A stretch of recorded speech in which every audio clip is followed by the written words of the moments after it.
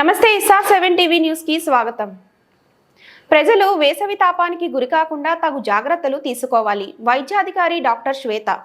అన్నమయ్య జిల్లా రాయచోటి మండలం ఎండపల్లి ప్రాథమిక ఆరోగ్య కేంద్రం వైద్యాధికారి శ్వేత ఎండాకాలం సందర్భంగా ప్రజలు తీసుకోవాల్సినటువంటి జాగ్రత్తల గురించి తెలియజేస్తూ వేసవి తీవ్రత ఎక్కువగా ఉన్నందువల్ల ముఖ్యంగా రైతులు, రైతు కూలీలు, ఉపాధి కూలీలు, పశువుల కాపర్లు వారి యొక్క పనులు ఉదయం 11 గంటల లోపల సాయంత్రం 4 గంటలకు పైన మాత్రమే వారి యొక్క పనులు చేసుకోవాలని, బయట పనులకు వెళ్లే వాళ్ళు ప్రతి ఒక్కరూ వాటర్ బాటిల్ తప్పనిసరిగా వెంట తీసుకువెళ్లాలని, ప్రతి గంటకు ఒకసారి ఒక గ్లాసు నీళ్లు త్రాగాలని, ఎండ తీవ్రతకు గురైన వారికి విరోచనాలు కావడం, తల తిరగడం, వామిటింగ్ కావడం వంటి సూచనలు కనబడతాయని, ఇలాంటి సూచనలు ఉన్నవారు వెంటనే సమీపంలోని ఆరోగ్య కేంద్రాన్ని సంప్రదించి తగు చికిత్స పొందాలని, అలాగే ప్రతి ఒక్కరూ వారి యొక్క ఇంటి పరిసరాల్లో వృక్షాలను పెంచుకోవాలి. వృక్షాలు ఉండడం వల్ల వేసవి తీవ్రత తగ్గుతుందని, వృక్షాలు మంచి వాతావరణాన్ని ఇస్తాయని తెలియజేశారు. ఆర్వి కృష్ణారెడ్డి, అన్నమయ్య జిల్లా ఇన్ఛార్జ్. నమస్తే ISA7 టీవీకి స్వాగతం. నా పేరు ఆర్వి కృష్ణారెడ్డి, అన్నమయ్య జిల్లా ఇన్ఛార్జ్. మరి ప్రజలు ఆరోగ్యంగా ఉంటే అన్ని రంగాల్లో కూడా జీవన విధానంలో నైపుణ్యాన్ని పొందగలుగుతారు. మరి ఆరోగ్యం సక్రమంగా లేకుంటే మరి జీవన విధానంలో చాలా ఇబ్బందులకు గురవుతుంటారు. అన్ని విధాల అభివృద్ధి కుంటిపడుతుంటుంది. కాబట్టి దాదాపుగా మన రాయలసీమ జిల్లాలో ఎండ తీవ్రత ఎక్కువగా ఉన్న కారణంగా మరి రైతు కూలీలు కానీ, రైతులు కానీ, అలాగే ఉపాధి పనికి పోయేటువంటి కూలీలు కానీ, అలాగే వృద్ధులు కానీ, పిల్లలు కానీ ఈ ఎండ తీవ్రతకు ఎక్కువగా ఇబ్బందులు పడుతుంటారు. అలాగే గొర్రెల వైపు ఉండేటువంటి గొర్రెల కాపర్లు ఇలాంటి వాళ్ళు ఎండ తీవ్రతకు ఎక్కువగా దెబ్బతినడం, అనారోగ్యం పాలుగా అవుతుంటారు. ఈ సందర్భంగా వైద్య ఆరోగ్య శాఖ నుంచి మరి ఎలాంటి సర్వీసెస్, ప్రత్యేకమైనటువంటి ట్రీట్మెంట్ ఉంటుంది. అలాగే మరి ప్రజలు తీసుకోవాల్సినటువంటి జాగ్రత్తలపైన ఒక అవగాహనగా మన రాయచోటి మండలం ఎండపల్లి ప్రాథమిక ఆరోగ్య కేంద్రం నుంచి వైద్యాధికారి గారితో ఒక సమాచారాన్ని తీసుకున్నాం. నమస్తే మేడం. మేడం, దాదాపుగా కూలి పనులు చేసుకునేటువంటి వాళ్ళు, గొర్రెల కాపర్లు, అలాగే ఉపాధి పనికి పోయేటువంటి కూలీలు, వృద్ధులు కానీ అందరూ కూడా ఈ ఎండ తీవ్రతకు ఇబ్బంది పడి అనారోగ్యం పాలు కావడం, వృద్ధులుగా ఉండే వాళ్ళు చనిపోవడం కూడా జరుగుతూ ఉంది మేడం. ఇలాంటి నేపథ్యంలో మేము వైద్య ఆరోగ్య శాఖ నుంచి ఎలాంటి సర్వీసెస్ ఉన్నాయి, అలాగే జాగ్రత్తలు ఏ విధంగా పాటించాలి, ఆహార నియమాలు ఏంటి అనేది ఒక సమాచారం ఇవ్వాలి మేడం. నమస్కారం అండి. నా పేరు డాక్టర్ శ్వేత. నేను ఎండపల్లి ప్రాథమిక ఆరోగ్య శాఖలో వైద్యాధికారిగా పనిచేస్తున్నానండి.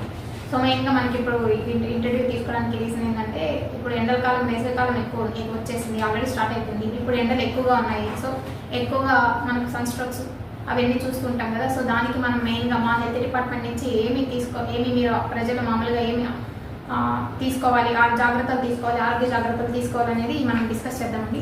సో ఇప్పుడు ఎండలు ఎక్కువగా అవుతున్నాయి, వేసవి కాలం ఆల్రెడీ స్టార్ట్ అయిపోయింది కాబట్టి మెయిన్గా ఎక్కువ హై రిస్క్ పీపుల్ అనమాట. ఎక్కువ హై రిస్క్ పీపుల్ ఎవరంటారు, చిన్నపిల్లలు, వృద్ధులు and pregnant ladies.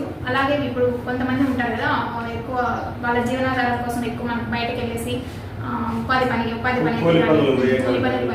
Daily ways labourers ఉంటారు కదా, కూలి పనికి వెళ్ళే వాళ్ళు కానీ, ఉపాధి పనికి వెళ్ళే వాళ్ళు కానీ, గొర్రెలు కాపలు కానీ మీరు చెప్పినట్టు అట్లా వీళ్ళు ఎక్కువ ప్రోన్ అనమాట. ఈ సన్ స్ట్రోక్స్కి ఎక్కువ ప్రోన్ అనమాట ఈ జనాలు. సో మామూలుగా మనం ఎక్కువ రిస్క్ ప్రికాషన్స్ ఏం తీసుకోవాలంటే, ఫస్ట్ మనము ఎక్కువ మనం డిహైడ్రేషన్ కనుక సన్ స్ట్రోక్ కానీ డిహైడ్రేషన్ కానీ మనకు వచ్చే ఛాన్సెస్ ఉంటాయి. సో మనం ఇప్పుడు వాటర్ ఎక్కువ తీసుకోవాలన్నమాట. సో మనం తీసుకోవాల్సిన లిస్ట్ చెప్తాను.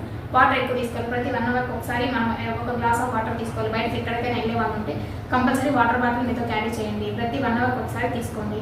దాని తర్వాత ఓఆర్ఎస్ దావనం అనేది కూడా దొరుకుతుంది, అది తీసుకోవాలి కంపల్సరీ. మీకు సివియర్ ఫస్ట్ సిమ్టమ్స్ ఏముంటాయంటే, ఎక్కువ డిహైడ్రేషన్ వచ్చినప్పుడు కళ్ళు తిరగడం కానీ, వాంతులు అవ్వడం కానీ, విరేచనాలు అవ్వడం కానీ, ఈ సిమ్టమ్స్ అన్నీ ఎక్కువ ఉంటాయి. సో మేము మా ఆరోగ్య డిపార్ట్మెంట్, హెల్త్ డిపార్ట్మెంట్ అనేది ఓఆర్ఎస్ అండ్ జింక్ కాన్వర్స్ అని డిఫరెంట్ సబ్ సెంటర్స్లో అయితేనేమి, ప్రైమరీ హెల్త్ సెంటర్స్లో అయితేనేమి మేము ప్రొవైడ్ చేస్తున్నాము.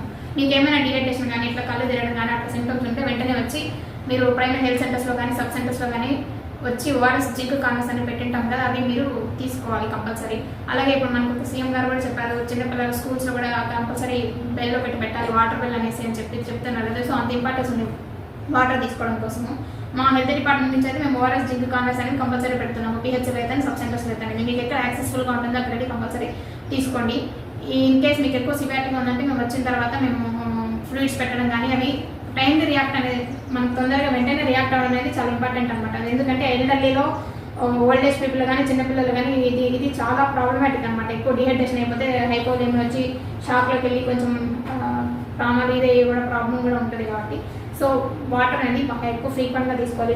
ఫుడ్ గురించి వస్తే మనం ఎక్కువ వాటరీ ఫ్రూట్స్ ఉండే కంటెంట్స్ తీసుకోవాలి. వాటర్ మెలన్ సీజనల్ ఫ్రూట్స్ అనేది వాటర్ మెలన్ అయితే ఆరెంజెస్ అయితేనేమి అవి ఎక్కువ సీజనల్ ఫ్రూట్స్ వాటర్ కంటెంట్ ఎక్కువ ఉండే ఫ్రూట్స్ తీసుకోవాలన్నమాట. దాని తర్వాత మనం వేసుకునే దుస్తులు కూడా ఇంపార్టెంట్. లైట్ వెయిటెడ్ క్లాత్స్ అనేవి వేసుకోవాలి. లైట్ వెయిటెడ్ కాటన్ క్లాత్స్ అనేది వేసుకోవాలి. ఎక్కువ మీరు ఏ టైంలో ఎక్కువ పని చేసుకోవాలి. ఎక్కువ ఎండలు ఎక్కువ అవుతున్నాయి కదా, మన 12 నుంచి 4 గంటల వరకు అసలు బయట తిరగకపోవడమే మంచిది. ఏమైనా పని చేసుకున్న ఎర్లీ అవర్స్లో కానీ లేట్ అవర్స్లో కానీ చేసుకోండి. ఇంకా మీరు మొబైల్గా ఏమైనా అవగాహన పరంగా ప్రజలకు ఇవ్వడం జరుగుతుంది? ఇంకా మేము మామూలుగా అయితే ఇప్పుడు మెడికల్ ఆఫీసర్లు ప్రతి పిహెచ్కి 2 మెడికల్ ఆఫీసర్లు ఉంటారు అనమాట. ఒకరు ఫీల్డ్లో ఉంటారు, ఇంకొకరు ఇక్కడ పిహెచ్లో ఉంటారు అనమాట. ఫీల్డ్లో 104 ద్వారా మేము సర్వీసెస్ ప్రొవైడ్ చేస్తుంటాము.